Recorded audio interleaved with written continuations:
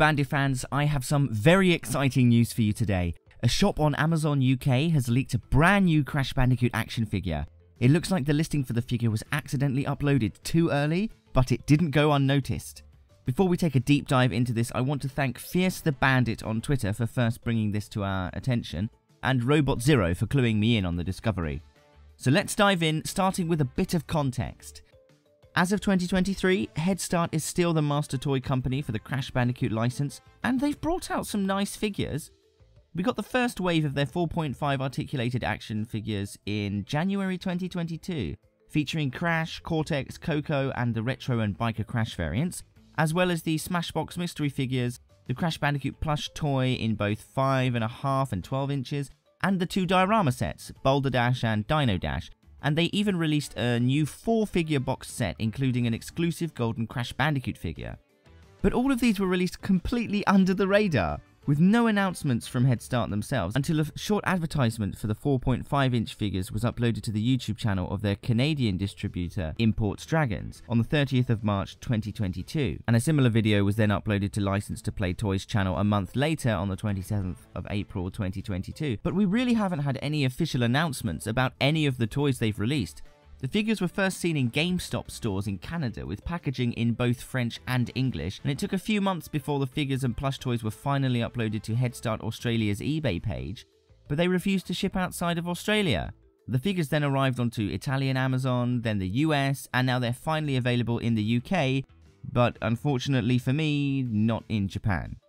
But that didn't stop me getting 2 copies of each, and if you want to see my review of those figures, check them out after this video. It should be no surprise then that fans who are chomping at the bit for some new Crash Bandicoot merchandise have taken it upon themselves to actively seek out new releases as no official announcements are being made. That's when eagle-eyed fans discovered this new listing on Amazon UK, which as of making this video cannot be purchased. The listing says currently unavailable, so for now it's just an inactive placeholder listing.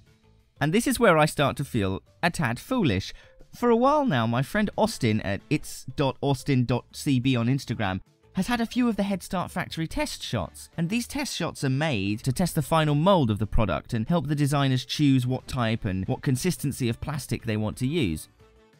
And since the 4.5-inch figure looked totally different to the one that he has, we had just assumed that this figure was an old scrapped version. But at that time, Austin didn't own the 4.5-inch figures and he didn't realise the size difference. But knowing what I know now, I know that most early prototypes are made in silicone moulds and are typically cast in resin. This is much cheaper and allows the designer to see the function and the look of the product before they commission the factory to make the really expensive steel moulds for mass production. So if they're doing test shots like this one, it means that they've already manufactured the steel molds and have cast the figures in ABS because they're ready for production. So if they've paid for those molds, they've committed to the product and they'll likely release it. So we should have realized a lot earlier that this was a completely different product to the one we'd received in January. And Austin posted this on the 23rd of May 2022. So it's been under our noses the whole time! Ah! You fool! The new figure is called the Crash Bandicoot Deluxe Edition, and it actually stands at 6 inches, so it won't scale with your 4.5 figures if you have those already.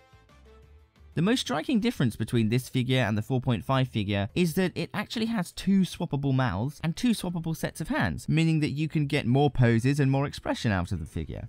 It comes with a regular closed mouth and a mouth that has Crash's tongue sticking out. I think a big toothy grin might have been more appropriate for the character, but oh well. He also comes with a pair of open hands and a pair of fist hands. Finally, Crash can punch his enemies. No, not like that. Anything but that! We couldn't have known about this detail when looking at Austin's prototype, however, because despite the fact that the mouth has a very clear ridge around it, it can't be removed on his version, and neither can the hands. On the finished figure, the hands will in all likeliness attach to pegs, but how will the mouth attach? There are a few ways you could do it. It could be a peg, it could fit tightly into a slot, or it could use magnets. If the joint was something mechanical like a peg or a slot, why would the factory go through the trouble of gluing the prototype's mouth shut? You might think that that means that the factory uses magnets, and they didn't want to waste a magnet on a test shot, so they just glued the mouth in. But we still don't know. It's likely a peg or slot system like the Jakks Collector's Edition Sonic figures, because it's much cheaper to do. They probably just glued the mouth in on the prototype so they didn't lose it. Upon further inspection of the figure, you'll also notice that the sculpt is slightly different, and this version actually has sculpted fur detail, whereas the 4.5 figure only had fur sculpted onto the elbows and the inner ears. He also has a bit more texture added to the rolls on his jeans. Something else that stands out about this character is the extra articulation. It maintains all of the 11 points of articulation of the 4.5-inch line: ball joint arms, pivot joint elbow, waist swivel, wrist swivel, and leg and knee swivel, but it does have some new features. The stomach crunch is pretty obvious for one, right in the middle there because of the orange line it leaves across the body. I think this could have looked better, but because they cast Crash in orange plastic and just paint the stomach on, it's cheaper that way, this was inevitable. So is that it? Just one new stomach joint? Well, no. If you look at the photographs on the listing, you may notice that one of the eyebrows is turned slightly. That made me think that perhaps this figure had posable eyebrows, as we'd seen on the earlier NECA figures. And I was right. Austin confirmed that the eyebrows on his prototype do indeed move, and are more akin to the Nendoroid eyebrows as opposed to the NECA ones, resting on a peg with a ball joint as opposed to a peg with ball joints on either end that gives you more movement. There's one more question to be answered too.